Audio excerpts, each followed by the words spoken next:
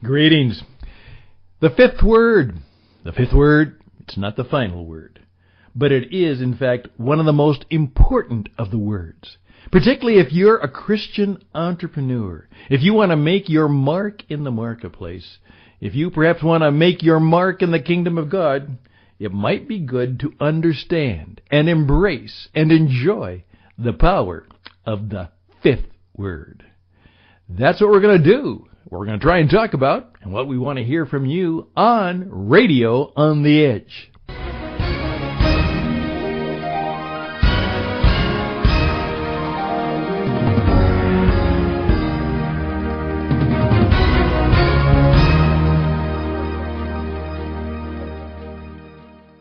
And yes, indeed, welcome to the Christian Entrepreneur. And on this Friday, moving into a long weekend, we're going to talk about the fifth word on Friday.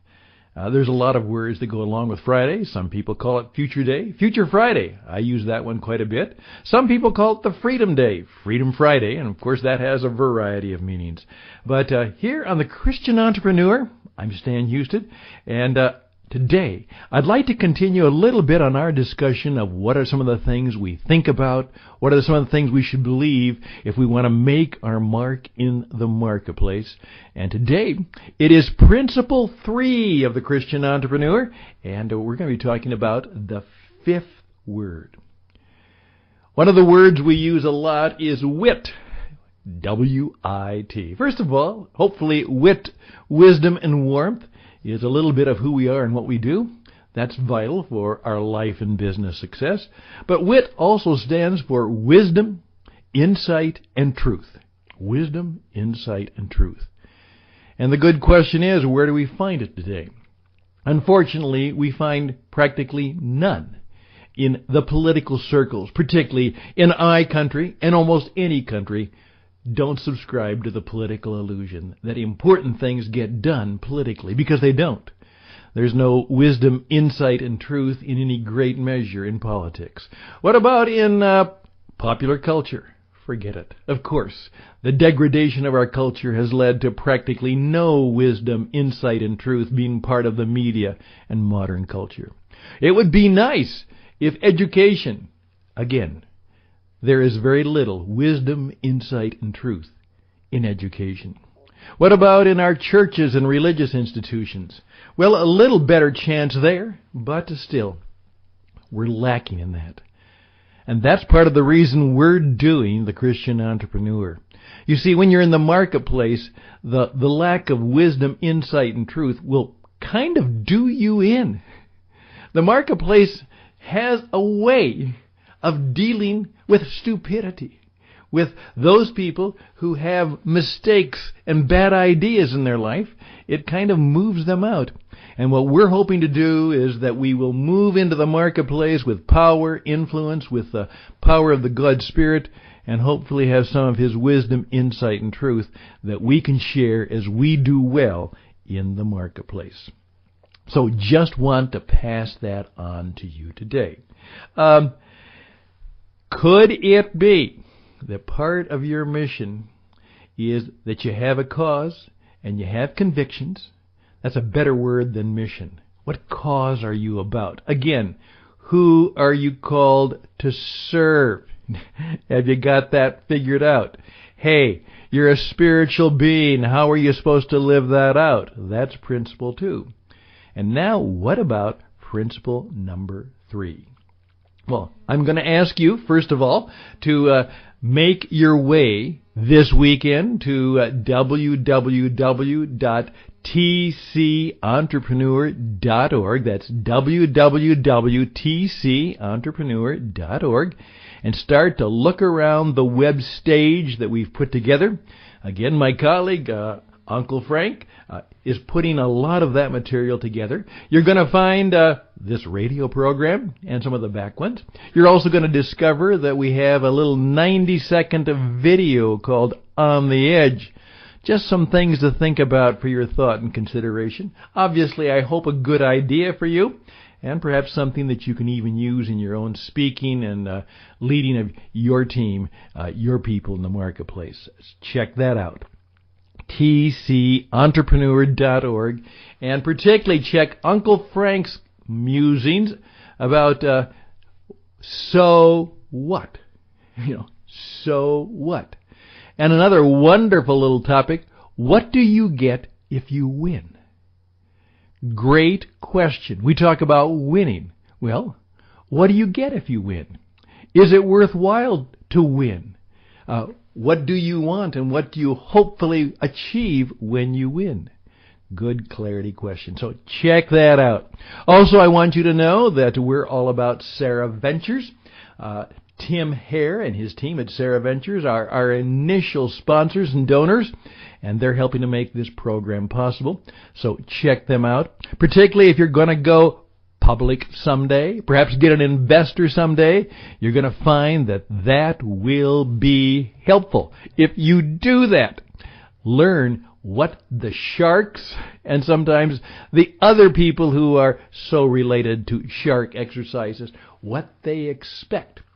And we'll be sharing some of that stuff with you. But again, our thanks to Tim Hare of Sarah Ventures. Fifth word. These are the words we love to hear. In the beginning, the start of the story.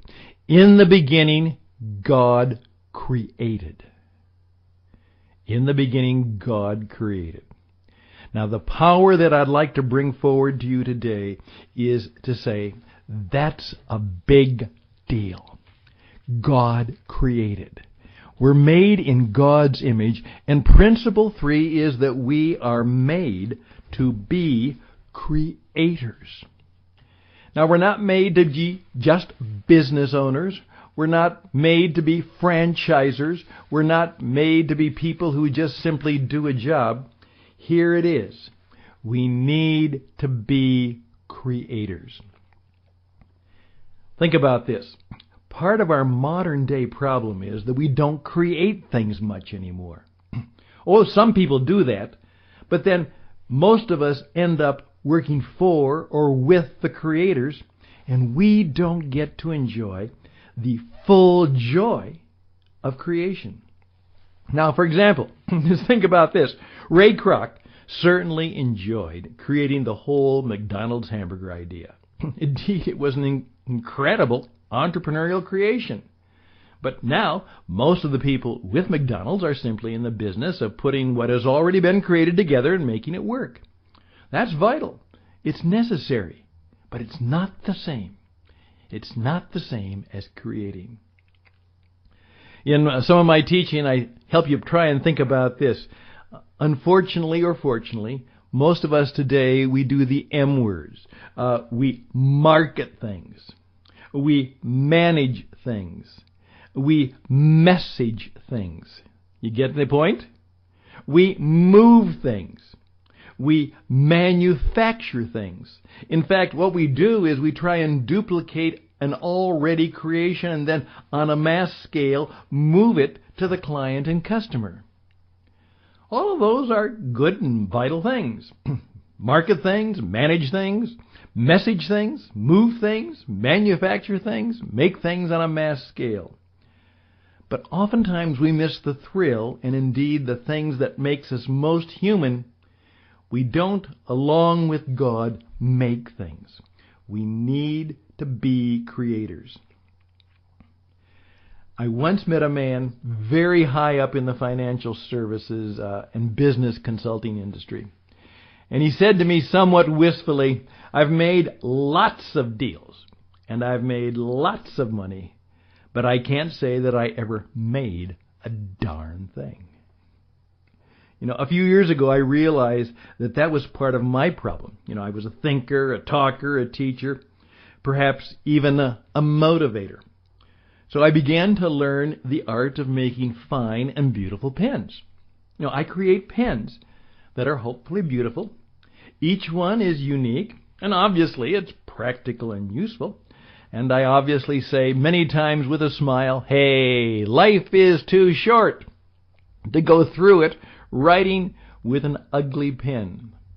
And now when someone comments on one of my nice pens, I can say, I made it. I made it. Please let this sit on your head for a while.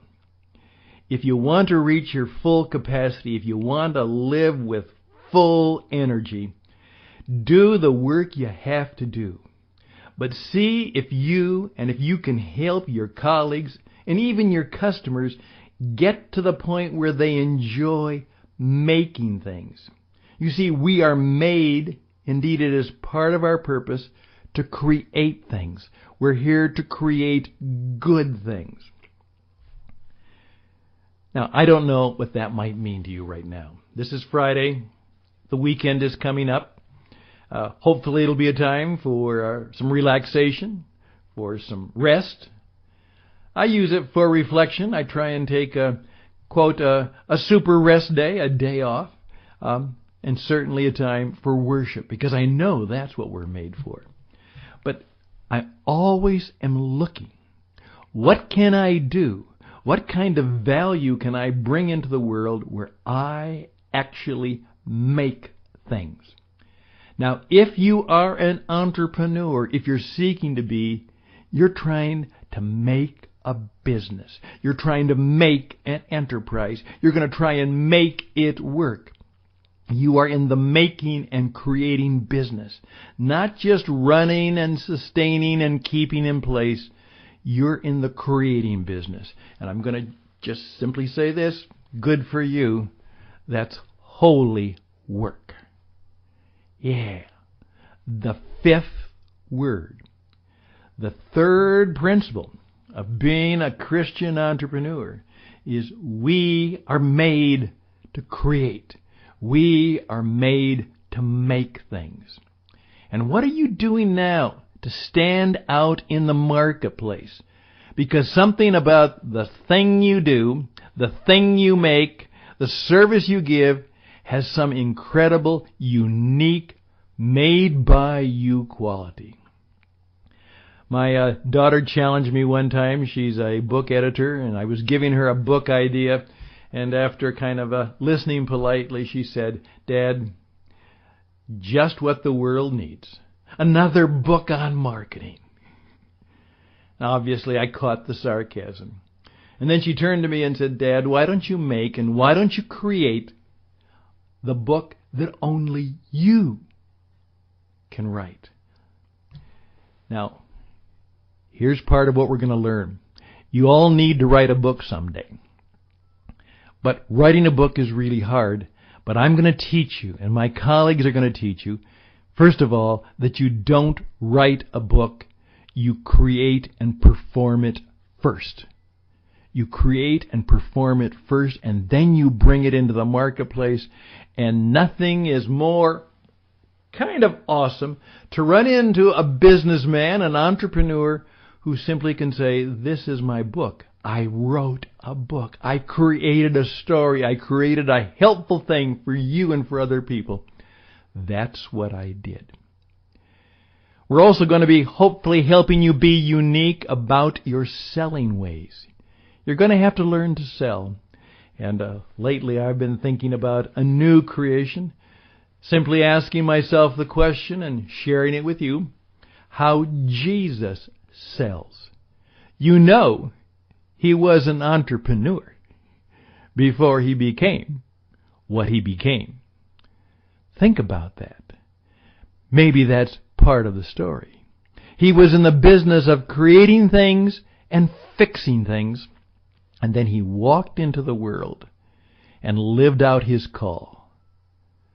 Maybe, just maybe, there are some lessons there. I'm Stan Houston.